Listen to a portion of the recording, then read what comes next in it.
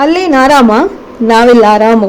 Good morning. ನಾನಿವತ್ತು ಈ ವಿಡಿಯೋಲ್ಲಿ ಬ್ಯಾಂಗ್ಳೂರಿಂದ ತಿರುವನಮಲೈಗೆ ಹೋಗಿ ಅಲ್ಲಿ ಅರುಣಾಚಲೇಶ್ವರ ದರ್ಶನ ಮಾಡಿ 17 ಕಿಲೋಮೀಟರ್ ಗಿರಿ ಪ್ರದರ್ಶನ ಮಾಡಿಕೊಂಡು ಮತ್ತೆ ಬ್ಯಾಂಗ್ಳೂರ್ಗೆ ಒನ್ ಡೇ ಅಲ್ಲಿ ಹೇಗೆ ರಿಟರ್ನ್ ಆಗ್ಬೋದು ಅಂತ ಈ ವಿಡಿಯೋಲ್ಲಿ ಫುಲ್ ಡೀಟೇಲ್ ಆಗಿ ತೋರಿಸ್ತೀನಿ.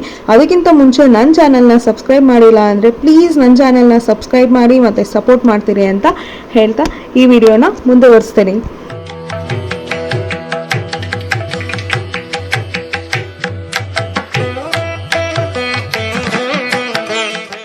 ಬ್ಯಾಂಗ್ಳೂರಿಂದ ತಿರುವನಮಲೈಗೆ 206 ಕಿಲೋಮೀಟರ್ಸ್ ಇದೆ. ನೀವು ಕಾರು, ಬೈಕು ಇಲ್ಲ ಬಸ್ಸಲ್ಲಿ ಕೂಡ ಹೋಗ್ಬೋದು.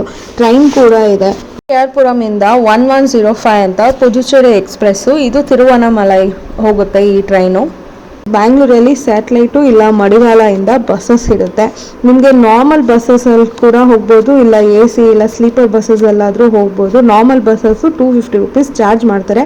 AC ಬಸ್ಸಸ್ ಆದರೆ ನಿಮಗೆ 750ಇಂದ 1000 ರುಪೀಸ್ವರೆಗೂ ಬರುತ್ತೆ. ಅದು ಸ್ಲೀಪರ್ ಬಸ್ಸಸ್ಸು, ಆರಾಮಾಗಿ ಹೋಗ್ಬೋದು. ನಿಮಗೆ ಡೈರೆಕ್ಟ್ ತಿರುವನಮಲೈಯಲ್ಲೇ ಸ್ಟಾಪ್ ಇರುತ್ತೆ.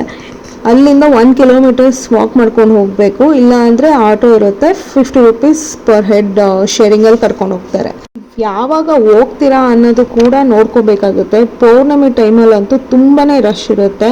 ಸೊ ಬಸ್ಸಸ್ ಎಲ್ಲ ಫಸ್ಟೇ ಬುಕ್ ಮಾಡ್ಕೋಬೇಕಾಗುತ್ತೆ. ನೀವು ಲೋಕಲ್ ಬಸ್ಸಸ್ಸಲ್ಲಿ ಹೋಗ್ತೀರಾ ಅಂತ ಅಂದರೆ ಬಸ್ಸೇ ಸಿಗೋದು ಡೌಟ್ ಇರುತ್ತೆ. ಸಿಕ್ಕಿದ್ರೂ ಫುಲ್ಲು ರಶ್ ಆಗಿರುತ್ತೆ. ನೀವೇನಾದರೂ ಕಾರಲ್ಲಿ ಹೋಗ್ತೀರಾ ಇಲ್ಲ ಬಸ್ ಬುಕ್ ಮಾಡ್ಕೊಂಡು ಹೋಗ್ತೀರಾ ಅಂತ ಅಂದರೆ 5 ಕಿಲೋಮೀಟರ್ ಹಿಂದೆನೇ ಅವರು ಸ್ಟಾಪ್ ಮಾಡಿಸ್ತಾರೆ. ಅಲ್ಲಿಂದ ನೀವು ನಡ್ಕೊಂಡು ಹೋಗಬೇಕು, ಇಲ್ಲ ಅಂದರೆ ಆಟೋ ಹೋಗಬೇಕಾಗುತ್ತೆ.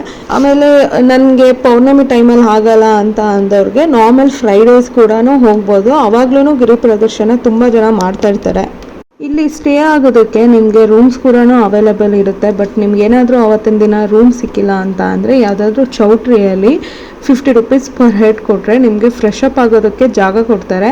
ಇಲ್ಲ ಅಂತ ಅಂದರೆ ಅಲ್ಲೂ ರೂಮ್ಸ್ಗಳು ಇರುತ್ತೆ. ಅದಕ್ಕೆ 1500 ಇಲ್ಲ 2000 ರುಪೀಸ್ ಒನ್ ಡೇಗೆ ಆ ಥರ ಚಾರ್ಜ್ ಮಾಡ್ತಾರೆ. ತಿರುವನಮಲೈ ಅಂತ ಅಂದರೆ ಪಂಚಭೂತಗಳಲ್ಲಿ ಒಂದು. ಪಂಚಭೂತ ಅಂತ ಅಂದರೆ ನೀರು, ಭೂಮಿ, ಗಾಳಿ, ಆಕಾಶ ಮತ್ತು ಅಗ್ನಿ. ಪಂಚಭೂತಗಳಲ್ಲಿ ಒಂದಾದ ಅಗ್ನಿಲಿಂಗ ಇಲ್ಲಿರುವಂಥ ಅರುಣಾಚಲೇಶ್ವರ. ಇಲ್ಲಿ ನೀವು ನೆನೆಸ್ಕೊಂಡ್ರೆ ಹೋಗೋದಕ್ಕಾಗಲ್ಲ, ದೇವರೇ ನಿಮ್ಮನ್ನ ಕರ್ಸ್ಕೊತಾರೆ ಅಂತ ಹೇಳ್ತಾರೆ. ಆದರೆ ಇದು ನನಗೆ ಪರ್ಸ್ನಲ್ ಎಕ್ಸ್ಪೀರಿಯನ್ಸ್ ಆಗಿರೋದು, ನಿಜ ಅಂತಲೇ ಹೇಳ್ತೀನಿ. ಬಿಕಾಸ್ ನನಗೆ ಹೋಗೋ ಪ್ಲ್ಯಾನೇ ಇರಲಿಲ್ಲ. ಇದು ನನ್ನ ಫ್ರೆಂಡ್ಸ್ ಪ್ಲ್ಯಾನ್ ಮಾಡ್ತಾಯಿದ್ರು. ಸೊ ಸಡನ್ನಾಗಿ ನಾನು ಅವ್ರ ಜೊತೆ ಹೋಗೋ ಥರ ಆಯಿತು. ಅರುಣಾಚಲ ಟೆಂಪಲ್ ಇದು ಟೋಟಲ್ 25 ಎಕರೆ ಇದೆ. ಈ ರಾಜಗೋಪುರ ಏನಿದೆ ಇದು ಟೋಟಲ್ ಆಗಿ 217 ಫೀಟ್ ಇದೆ. ಇಂಡಿಯಾದ ಸೆಕೆಂಡ್ ಟಾಲೆಸ್ಟ್ ಗೋಪುರ ಇದು. ಇದನ್ನ ನಮ್ಮ ಮೈಸೂರು ಕೃಷ್ಣದೇವರಾಯ ಒಡೆಯರವರೇ ಕಟ್ಸಿರೋದು. ಇಲ್ಲಿ ಟೋಟಲ್ ಆಗಿ 9 ರಾಜಗೋಪುರ ಇದೆ. ಅದರಲ್ಲಿ 4 ಮೇನ್ ಗೋಪುರ ಇದೆ. ಯಾವುದಾದಂದ್ರೆ ಒಂದು ರಾಜಗೋಪುರ, ತಿರುಮಂಜನ್ ಗೋಪುರ, ಇನ್ನೊಂದು ಪಿ ಗೋಪುರ, ಅಮ್ಮನ್ ಗೋಪುರ ಅಂತ. ಯೂಶಲಿ ಗಿರಿ ಪ್ರದರ್ಶನ ಮಾಡೋರು ಅರ್ಲಿ ಮಾರ್ನಿಂಗ್ 2 o'clock ಇಲ್ಲ 3:30ಗೆ ಸ್ಟಾರ್ಟ್ ಮಾಡಬೇಕು ಅಂತ ಹೇಳ್ತಾರೆ. ಯಾಕಂದರೆ ಮಧ್ಯಾಹ್ನ ಆದರೆ ತುಂಬ ಬಿಸಿಲಿರುತ್ತೆ, ಟಾರ್ ರೋಡಲ್ಲಿ ನಡಿಬೇಕಲ್ವ, ಕಾಲು ತುಂಬಾ ಸುಡ್ತಿರುತ್ತೆ ಅಂತ. ಬಟ್ ನಾವು ಸ್ಟಾರ್ಟ್ ಮಾಡಿದ್ದು ಮಾರ್ನಿಂಗ್ 6 o'clockಗೆ. ಬಿಕಾಸ್ ನಮಗೆ ಬಸ್ಸು ಲೇಟ್ ಆಯಿತು ಬರೋದು, ರೀಚ್ ಆಗೋದು. ಬರಿಗಾಲಲ್ಲಿ ನಡೆದ್ರೆ ತುಂಬ ಶ್ರೇಷ್ಠ ಅಂತ ಹೇಳ್ತಾರೆ, ಪುಣ್ಯ ಬರುತ್ತೆ ಅಂತ ಎಲ್ಲ ಬರಿಗಾಲಲ್ಲಿ ನಡೀತಾರೆ. ಇಲ್ಲ ಅಂತ ಅಂದರೆ ಸಾಕ್ಸ್ ಕೂಡ ಬೇಕಾದರೆ ಹಾಕ್ಕೊಂಡು ಓಡಾಡ್ಬೋದು.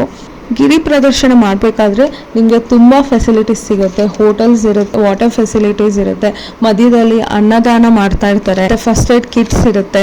ಸೊ ಎಲ್ಲ ಥರ ಫೆಸಿಲಿಟೀಸ್ ಇರುತ್ತೆ. ರೆಸ್ಟ್ ಮಾಡೋದಕ್ಕೂ ಜಾಗ ಇರುತ್ತೆ. ಸ್ಟಾರ್ಟ್ ಮಾಡಿದ್ರು ಅಲ್ಲೇ ಏನು ಮಾಡಬೇಕು ಅಂತ ಹೇಳ್ತಾರೆ. ನಿಮಗೆ ಅಲ್ಲಲ್ಲಿ ಮ್ಯಾಪು ಮತ್ತು ಸೈನ್ ಬೋರ್ಡ್ಸ್ ಎಲ್ಲ ಇರುತ್ತೆ. ಎಷ್ಟು ದೂರ ಹೋಗಿದ್ದೀರಾ, ಇನ್ನು ಯಾವ್ಯಾವ ದೇವಸ್ಥಾನಕ್ಕೆ ಹೋಗಬೇಕು ಅಂತ ಎಲ್ಲನೂ ಆ ಮ್ಯಾಪಲ್ಲಿ ಬರೆದಿರ್ತಾರೆ. ನಿಮಗೆ ಫಸ್ಟ್ ಸಿಗೋದೆ ಇಂದ್ರಲಿಂಗ ಅಂತ, ಅದಾದಮೇಲೆ ಸೆಕೆಂಡು ಅಗ್ನಿ ತೀರ್ಥಮ್ ಅಂತ ಸಿಗುತ್ತೆ, ಅದಾದಮೇಲೆ 3ನೇದು ಯಮಲಿಂಗಮ್ ಅಂತ ಸಿಗುತ್ತೆ, 4ನೇದು ನಿರುತಿಲಿಂಗಮ್ ಅಂತ ಸಿಗುತ್ತೆ. ಸ್ಟಾರ್ಟ್ ಮಾಡಿದಾಗ ಎಂಡ್ ಆಗೋವರೆಗೂ ತುಂಬಾ ಟೆಂಪಲ್ಸ್ ಇರುತ್ತೆ. ಆನ್ ದ ವೇ ಕಾಡಿರೋದ್ರಿಂದ ಮಧ್ಯದಲ್ಲಿ ನಿಮಗೆ ಎಷ್ಟೊಂದು ಪ್ರಾಣಿಗಳು ಸಿಗುತ್ತೆ. ಆ್ಯಂಡ್ ಇನ್ನೊಂದು ಸೂರ್ಯಲಿಂಗಮ್ ಅಂತ ಸಿಗುತ್ತೆ, ಆದರೆ ಅದು ಅಷ್ಟಲಿಂಗದಲ್ಲಿ ಸೇರ್ಕೊಳ್ಳಲ್ಲ. 5ನೇದು ವರುಣಲಿಂಗಮ್, 6ನೇದು ವಾಯುಲಿಂಗಮ್, 7ನೇದು ಕುಬೇರಲಿಂಗಮ್ ಆದಮೇಲೆ ನಿಮಗೆ ಮಧ್ಯದಲ್ಲಿ ಇಡುಕಿ ಪಿಳ್ಳೆಯ ಕೋಯಿಲ್ ಅಂತ. ಅದ್ರದ್ದು ಏನು ವಿಶೇಷ ಅಂದರೆ 3 ಬಾಗಿಲು ಇರುತ್ತೆ. ಅದ್ರ ಒಳಗಡೆ ಹೋಗಿ ಈಚೆ ಬರೋರಿಗೆ ಯಾವ ರೋಗ ಇರುತ್ತೋ ಮತ್ತು ಬಾಡಿ ಪೇಯ್ನ್ ಎಲ್ಲ ಇರುತ್ತೋ ಎಲ್ಲನೂ ನಿವಾರಣೆ ಆಗುತ್ತೆ ಅಂತ ಹೇಳ್ತಾರೆ. ಆದರೆ ಪುರಾಣದ ಪ್ರಕಾರ ಈ ಮನುಷ್ಯನ ಜನ್ಮ ಮೋಕ್ಷ ಸಿಗುತ್ತೆ ಅಂತ ಹೇಳ್ತಾರೆ ಅದ್ರ ಒಳಗಡೆಯಿಂದ ಹೋಗಿ ಬಂದರೆ. 8ನೇ ಲಿಂಗ ನಿಮಗೆ ಸಿಗದೆ ಈಶಾನ್ಯ ಲಿಂಗಂ ಅಂತ ಹೇಳಿದ್ರಲ್ಲ. ಗಿರಿ ಪ್ರದರ್ಶನ ಮುಗಿಸ್ಕೊಂಡು ಬರೋಷ್ಟರಲ್ಲಿ 11 ಗಂಟೆ ಆಗಿತ್ತು.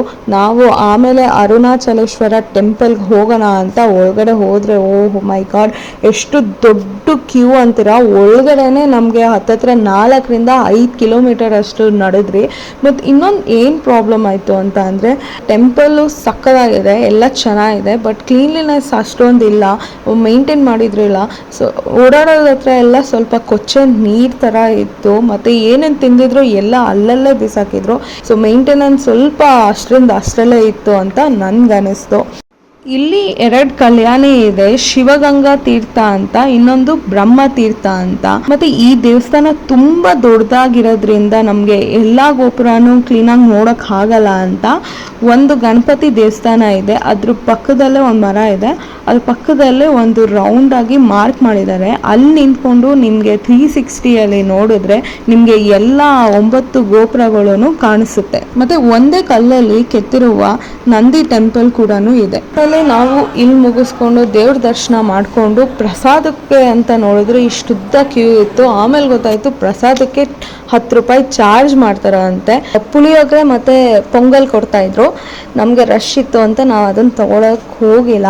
ಅಲ್ಲಿ ಮುಗಿಸ್ಕೊಂಡು ನಾವು ರೂಮಿಗೆ ಬಂದು ಸ್ವಲ್ಪ ರೆಸ್ಟ್ ತೊಗೊಂಡು, ಸೊ ನೈಟು ಬಸ್ ಇತ್ತು, ನೈಟ್ ಬಸ್ ಹತ್ಕೊಂಡು ಮಾರ್ನಿಂಗ್ ನಾವು ಬೆಂಗಳೂರನ್ನ ರೀಚ್ ಆದ್ರಿ. ನೋಡಿದ್ರಲ್ಲ, ನಾನು ಆದಷ್ಟು ಎಷ್ಟು ಇನ್ಫಾರ್ಮೇಷನ್ ಕೊಡೋದಕ್ಕಾಗುತ್ತೋ ಅಷ್ಟು ಇನ್ಫಾರ್ಮೇಷನ್ ಈ ವಿಡಿಯೋ ಅಲ್ಲಿ ಕೊಟ್ಟಿದ್ದೀನಿ. ಸೊ ಇದೇ ಥರ ಒಳ್ಳೊಳ್ಳೆ ಕಂಟೆಂಟ್ಗೋಸ್ಕರ ನನ್ನ ವಿಡಿಯೋನ ಲೈಕ್ ಮಾಡಿ, ಶೇರ್ ಮಾಡಿ ಆ್ಯಂಡ್ ಸಬ್ಸ್ಕ್ರೈಬ್ ಮಾಡಿ. And see you on next video. Bye.